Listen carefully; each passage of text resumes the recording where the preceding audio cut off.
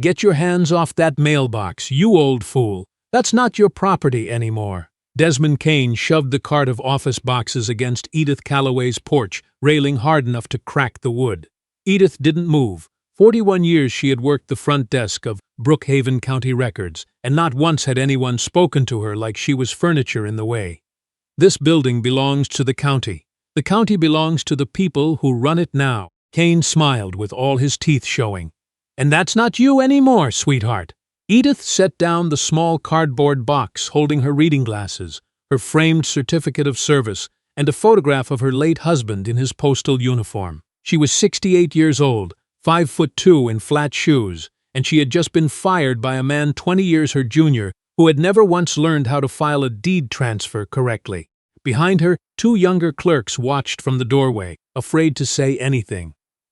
Before today's story unfolds any further, drop a comment letting us know where in Canada you're watching from.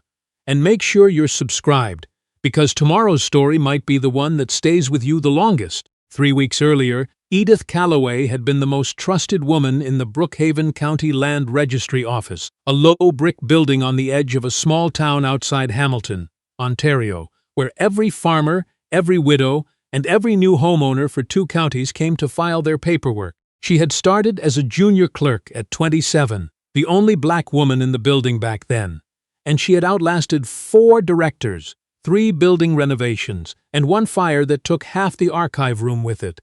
She knew the registry the way some people know scripture. Every parcel number, every easement, every quiet little dispute between neighbors that had been settled in her office instead of in court. She had also, without ever planning to, become the unofficial keeper of the county's memory. Old Mr. Abernathy, who farmed 200 acres out past the highway, used to say that if the building ever burned down again, the only thing worth saving was Edith's head, because she remembered every property line better than the maps did. Then Marsden Hollis Development arrived with glossy folders and a promise of jobs. They called it the Brookhaven Renewal Initiative. New roads, a shopping plaza, affordable condominiums for young families priced out of the city. The town council, led by a smooth-talking newcomer named Councillor Reginald Sayer, voted to fast-track rezoning for 60 acres along Cedar Hollow Road, land that had belonged to working families for generations, land where Edith herself had grown up in a small farmhouse her grandmother bought with money saved from 40 years of cleaning houses. Edith's farmhouse, 4 acres at the edge of that stretch, had been in her family since 1962. It was the last unsold parcel standing between Marsden Hollis and a clean 60-acre development site. She refused every offer, 3 of them, each one lower than the last, each one delivered by a junior representative with a tight smile and a folder full of paperwork designed to look more official than it was. Then the inspection started. A man named Desmond Kane showed up first, walking her property line with a clipboard, photographing the foundation of her grandmother's old barn, the one she rented out to a young beekeeper named Priscilla Okonkwo-Reyes, who kept 40 hives along the back fence. Kane never introduced himself properly. He simply said he was with the county and walked off without answering a single question. 2 weeks later, Edith received a letter stating that her property had failed a structural safety inspection. Foundation cracks, electrical hazards, a leaning support beam in the barn that, according to the report, posed an immediate risk to public safety. Edith had lived in that house for 61 years. There was no leaning beam. She brought the letter to work, intending to file a formal dispute through the proper channel, the same channel she had processed for hundreds of other residents over 4 decades. That was when she discovered her own employee access had been suspended pending review.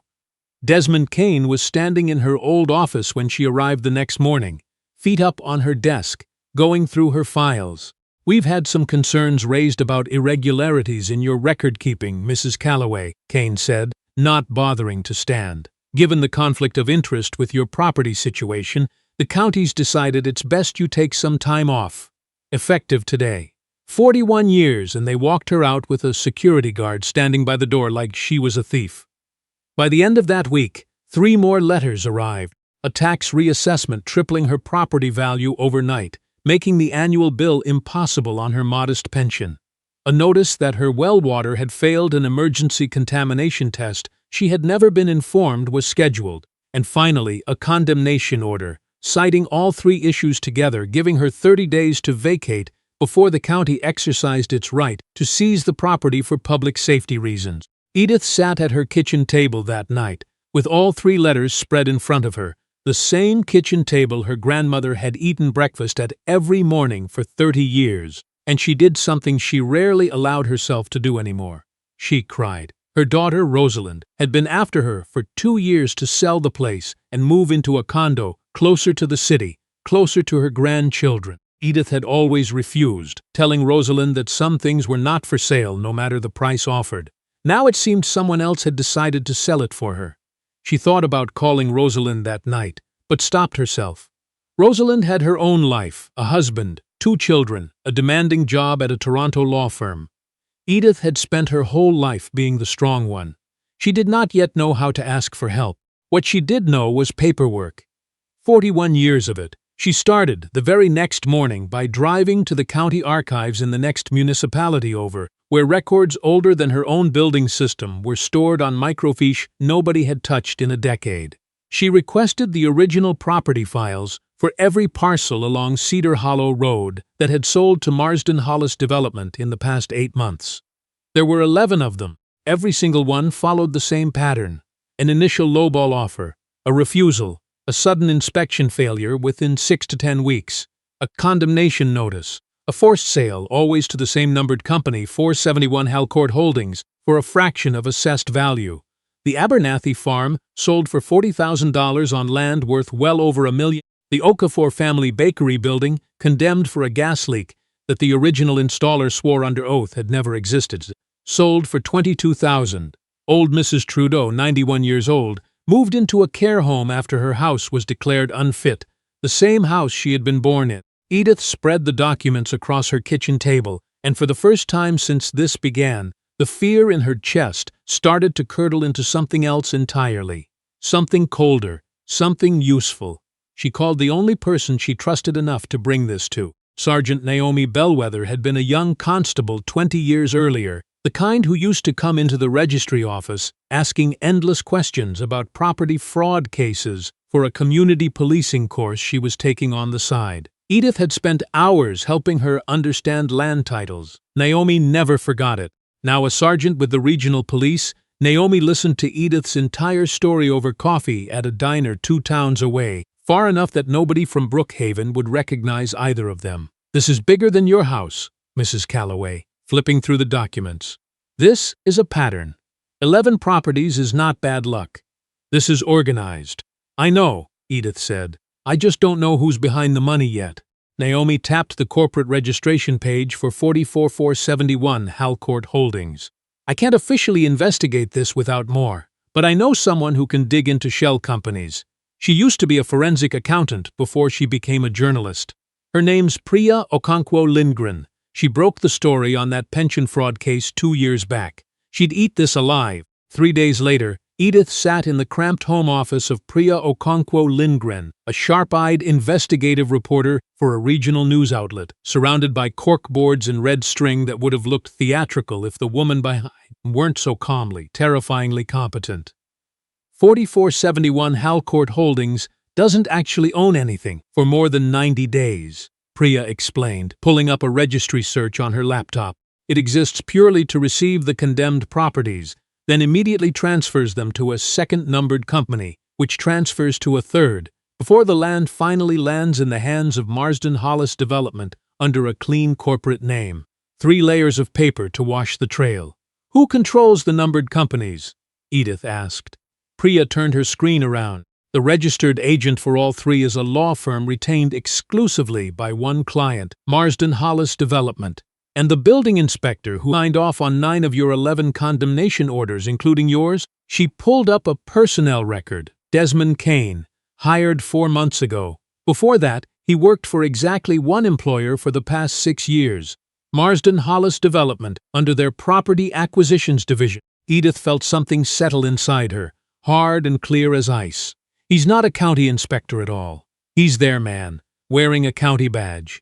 And Councillor Sayer," Priya added grimly, "fast-tracked his hiring personally, over the objection of 2 other council members. I have the meeting minutes. I just don't yet have proof connecting Sayer financially to Marsden Hollis. That's the piece that makes this prosecutable instead of just suspicious. For the next 10 days, Edith did something she had never expected to do at 68 years old. She became an investigator in her own life. She visited every family who had lost their property, sitting at kitchen tables not unlike her own, listening to stories that mirrored hers almost exactly. The threats delivered just vaguely enough to never be actionable. The strange men who walked properties weeks before official inspections were scheduled, photographing things that would later appear as violations. The well water tests conducted by a private lab that Priya discovered had its business license registered to an address that turned out to be a Marsden Hollis subsidiary's mailroom. The Okafor family, who had lost their bakery, gave her something extraordinary. A doorbell camera recording 8 months old that had never been deleted, showing 2 men in county jackets pacing the gas line behind the building 2 full weeks before the official inspection date, the same date that was later listed as the first time anyone from the county had visited the property. Mrs. Trudeau's grandson, a quiet young man named Elias, handed Edith a folder he'd kept hidden since his grandmother was forced into care, fearing nobody would believe an old woman's complaints.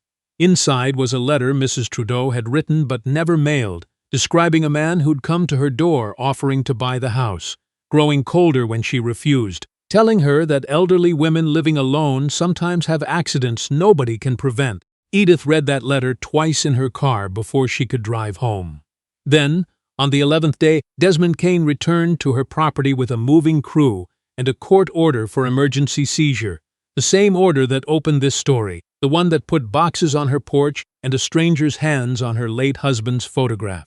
"Don't touch his picture," Edith said, her voice low, steady, the voice she'd used for 41 years to calm down panicked homeowners standing in her office. Kane laughed, picking the frame up anyway, turning it over in his hands like it was nothing. "This whole property's coming down by Friday, Mrs. Calloway.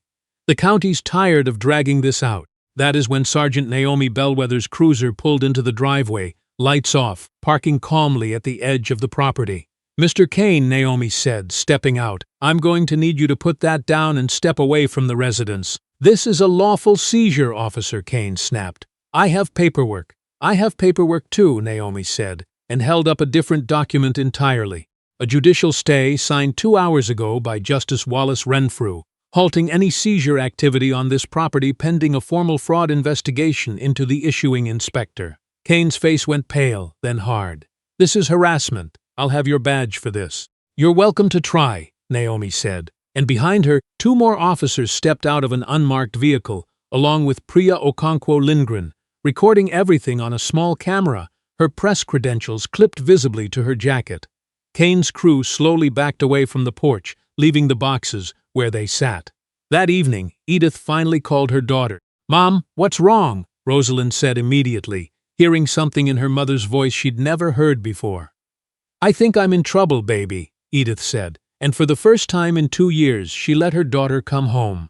Rosalind arrived before midnight, and by morning 2 more allies had joined them. Rosalind's husband, a quiet corporate litigator named Marcus Whitfield Rise, who specialized in exactly the kind of fraud Edith had stumbled into, and Rosalind herself, who pulled every favor she had at her firm to get the right eyes on the case file Priya had built. For 3 days it seemed like momentum was finally on Edith's side.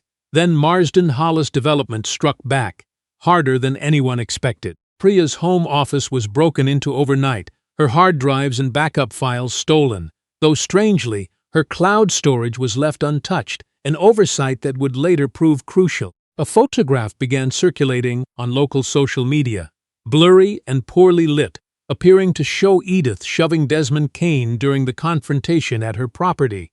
Though anyone looking closely could see the timestamp didn't match anything that actually happened that day. Councillor Sayer gave a tearful interview to the local paper, describing Edith as a bitter former employee who'd been let go for cause and was now waging a personal vendetta against a development project that would bring 300 jobs to the region.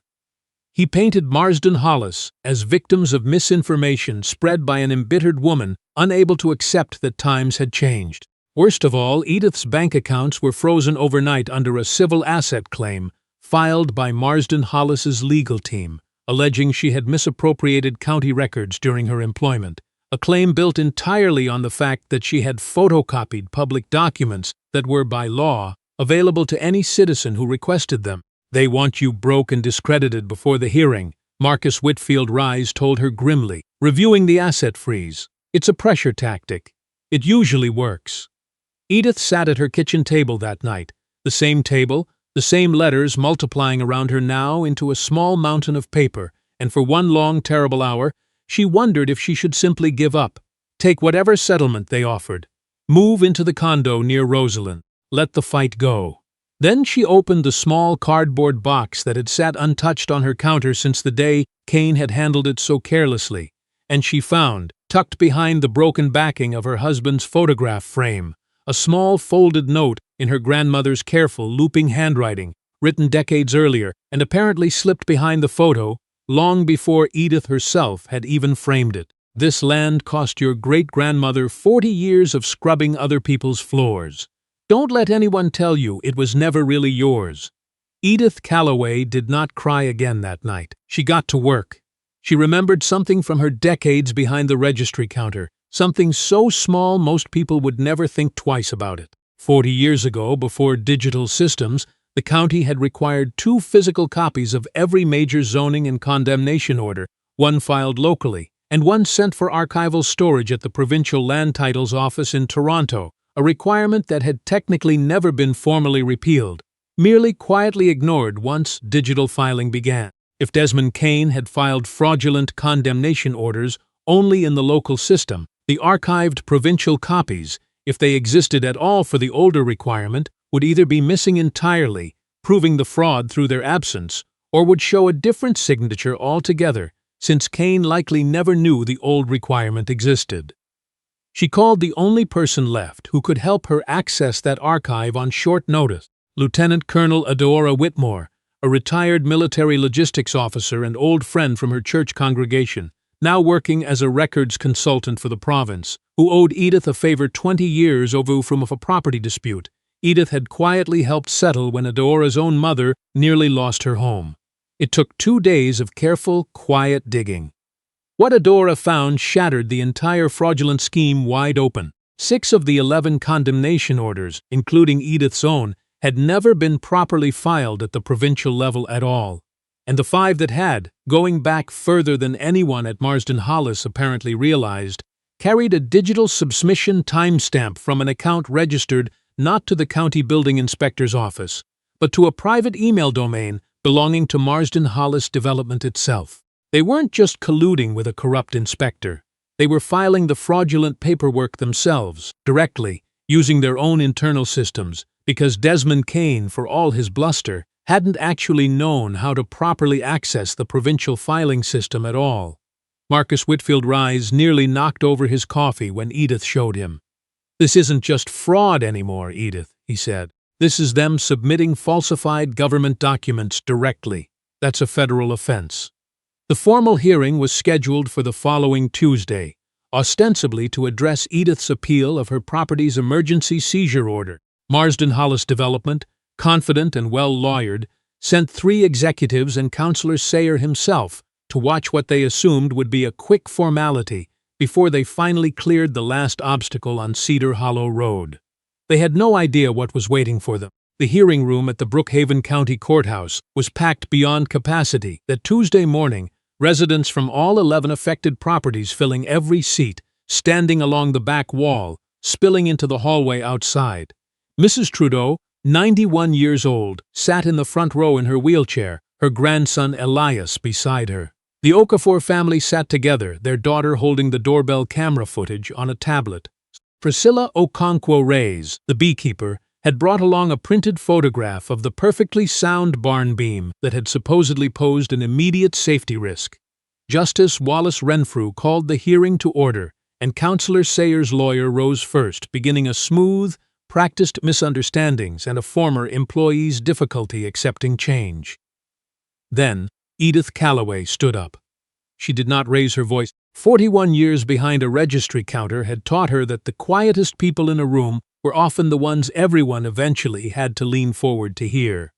"Your Honor," she said, I'd like to submit evidence regarding 11 properties along Cedar Hollow Road, not just my own. Marcus Whitfield Reyes connected a laptop to the courtroom projector, and the screen filled with documents, one after another. The original condemnation orders beside their missing or mismatched provincial archive filings. The doorbell footage showing inspectors at the Okafor Bakery 2 weeks before any official visit was supposedly scheduled. The water testing lab's business registration, tracing directly back to a Marsden Hollis subsidiary. The digital filing timestamps traced to an internal corporate email domain. Councillor Sayer's composure cracked first. "This is a fabricated smear campaign by a disgruntled former employee," he said, his voice rising. "None of this proves anything. It proves your inspector falsified provincial government records, Your Honor," Marcus said calmly.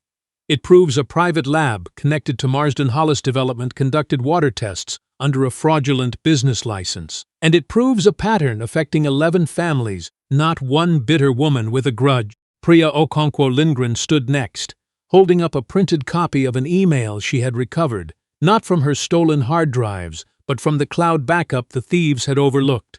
An email from Councillor Sayer to a Marsden Hollis executive, sent 8 months earlier, discussing acquisition timelines for Cedar Hollow Road and a personal consulting fee of $75,000 to be paid upon successful rezoning approval, routed quietly through his wife's small accounting business to avoid disclosure requirements. The courtroom erupted into murmurs. Justice Renfrew banged his gavel once, twice, struggling to restore order. Desmond Kane, seated near the back beside the Marsden Hollis lawyers, rose suddenly and tried to slip out through the side door. 2 officers, positioned there at Sergeant Naomi Bellwether's quiet request, stepped into his path before he reached the handle.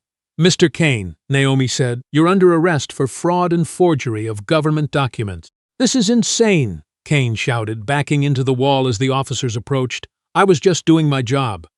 Sayer told me what to file. He told me the paperwork was already approved upstream." "That's enough," his own lawyer hissed, but the damage, recorded by 3 separate news cameras that had quietly gathered outside once word of the hearing spread through town, was already done. Justice Renfrew, his expression grim, addressed the full courtroom. "In light of the evidence presented, I am ordering an immediate halt to all condemnation proceedings related to the Cedar Hollow Road development. I am referring Mr. Kane, Councillor Sayer, and the relevant officers of Marsden Hollis Development for full criminal investigation, and I am restoring full legal title of all 11 affected properties to their original owners, effective immediately." The room broke into applause that Justice Renfrew did not bother to silence. In the weeks that followed, the consequences arrived swiftly.